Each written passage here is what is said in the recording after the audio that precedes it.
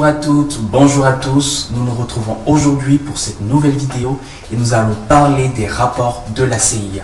Alors commençons par le début afin de bien poser le cadre et le contexte. Vous savez, nous vivons dans une société qui se veut vraiment rationnelle, qui veut tout expliquer, tout justifier par la science.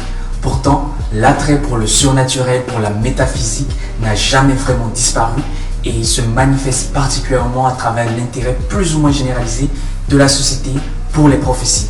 À chaque événement naturel ou d'origine humaine, on entend bien souvent dire que telle personne l'avait dit ou prédit, telle personne l'avait écrit dans son livre, l'avait marqué dans un film, l'avait dit dans une chanson.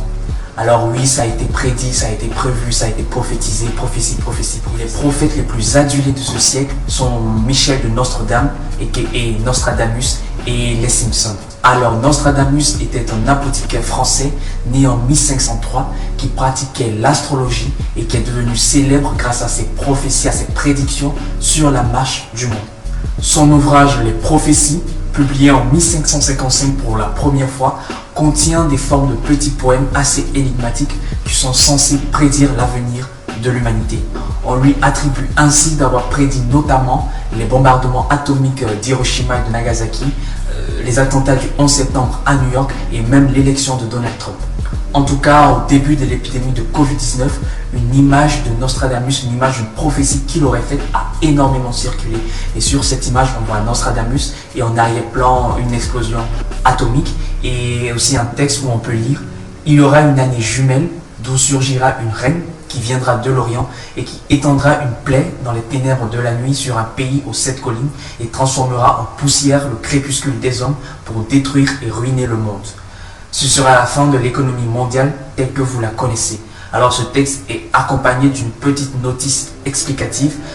Année jumelle, ce serait 2020, reine Corona, Orient Chine, plaie virus, pays aux 7 collines Italie, poussière mort. Alors la vérité, c'est que ce texte n'a jamais été écrit par Nostradamus. Il ne fait pas partie des prophéties de Nostradamus. Bien sûr, nous n'avons pas le temps d'entrer véritablement dans les détails, mais vous retrouverez sur Facebook la retranscription de la vidéo avec des liens vers des sites qui vous expliqueront en détail pourquoi et comment cette prophétie est fausse et montée de toutes pièces. Un autre élément qui a énormément circulé à propos de l'épidémie de Covid-19 sur les réseaux sociaux est une vidéo des Simpsons. Alors cette vidéo des Simpsons qui montre que l'épidémie de Covid-19 avait été prédite depuis longtemps par le dessin animé est également fausse.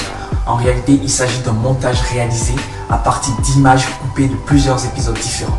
Alors vous retrouverez également dans la retranscription de la vidéo des liens vers des sites qui vous expliqueront plus en détail pourquoi et comment cette vidéo des Simpsons est également fausse. Alors à côté de Nostradamus et des Simpsons, nous allons rapidement citer quelques prophéties qui ont également énormément circulé à propos du Covid-19.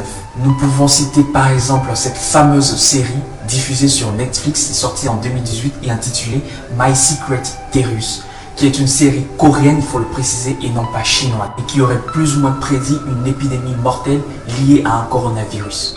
Alors les créateurs de la série ont soutenu qu'il s'agissait d'une pure œuvre de fiction, mais les internautes ont défendu qu'il s'agissait là non seulement de la preuve que l'épidémie était prévue depuis très longtemps, mais qu'en plus cette série prouverait du moins que le virus avait été créé par l'homme. Nous pouvons également citer le roman Eyes of Darkness de Dean Koontz qui date de 1981 et dont les extraits ont également énormément circulé sur les réseaux sociaux. Dans ce livre, l'auteur parle d'un virus mortel baptisé Wuhan 400 car il a été développé dans cette ville de Chine et les Chinois comptaient s'en servir afin de rayer plusieurs pays ennemis de la carte. Alors ce livre existe vraiment, mais il faut préciser que cette version est en fait une réédition. Dans la version originale, le virus ne s'appelle pas Wuhan 400, mais plutôt Gorky 400 et il est développé dans cette ville Gorky, une ville de l'Union soviétique. Alors 10 ans après la publication de son livre, l'Union soviétique a été dissoute. Et alors Dean Koontz, l'auteur, a déplacé son histoire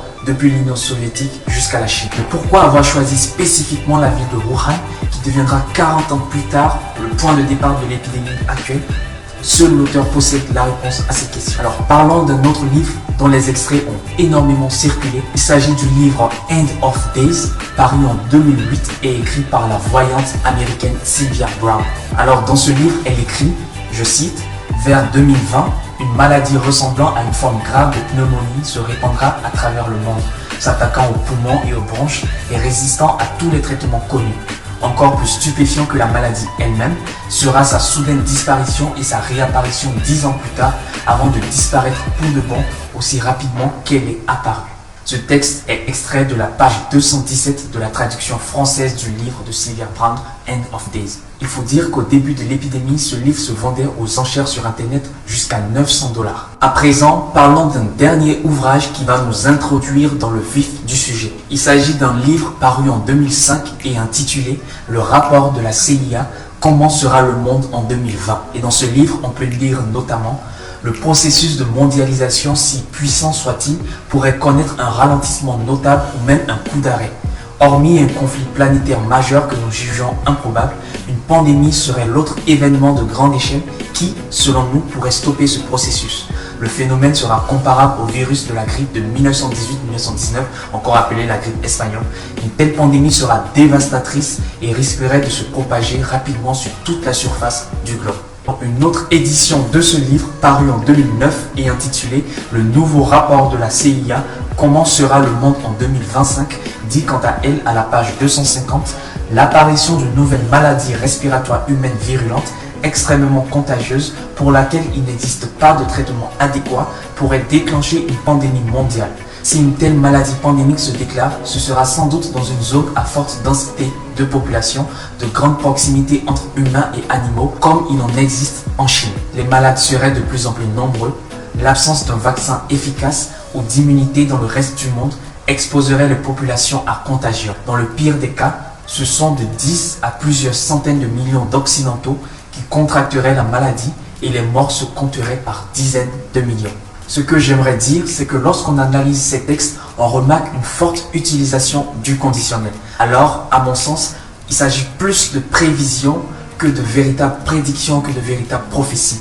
On peut dire que ces livres n'ont pas expressément prédit qu'il y aurait une épidémie mondiale vers 2020, mais en tout cas, ces livres ont soulevé le risque de voir une telle épidémie arriver. Alors sur ces livres apparaissent un nom, celui d'Alexandre Adler, qui est en fait un historien et journaliste français spécialiste des relations internationales. La vérité, c'est que Alexandre Adler n'a pas vraiment écrit ces livres. En fait, il fait une traduction, une analyse, un commentaire d'un autre document, un rapport écrit par la CIA et intitulé Global Trends, qu'on peut traduire par tendance mondiale, par tendance globale. Il faut dire qu'il en existe 6 au total. Alors, que sont ces rapports ? Pourquoi et comment la CIA les a conçus? Ont-ils véritablement prévu ou prédit, si vous préférez, l'épidémie que nous vivons actuellement? Que disent alors ces rapports sur la suite de cette pandémie, ses conséquences en termes de mortalité? Que disent ces rapports sur la fin de cette pandémie? Et quelles seraient, selon ces rapports, les autres conséquences économiques, politiques et sécuritaires de cette pandémie? Et enfin, quelles sont les autres informations générales présentes et futures sur notre planète que livrent ces rapports? Alors dans la deuxième partie de la vidéo, nous analyserons ensemble les grands points de ces rapports, de ces différents rapports, et nous essayerons ensemble de répondre à ces différentes questions. En attendant, vous retrouverez la retranscription de cette vidéo sur Facebook, ainsi que tous les liens de ressources utiles vers les différents points que nous avons abordés dans cette première partie, si vous souhaitez les vérifier ou si vous souhaitez aller encore plus loin. Et toujours sur Facebook et Instagram, vous retrouverez chaque jour Davy dans sa rubrique Ce jour-là, où il vous présente les faits historiques en rapport avec la date de chaque jour. Vous retrouverez également Wilfried dans sa rubrique Le portrait du jour, où il vous présente tous les jours un nouveau portrait de femmes et d'hommes qui se sont illustrés par leurs écrits, par leurs actes qui ont marqué l'histoire. Quant à moi, je vous donne rendez-vous sur cette chaîne en début de semaine pour faire ensemble un point sur l'actualité internationale. En attendant, prenez bien soin de vous et n'oubliez pas que l'information, c'est la sécurité.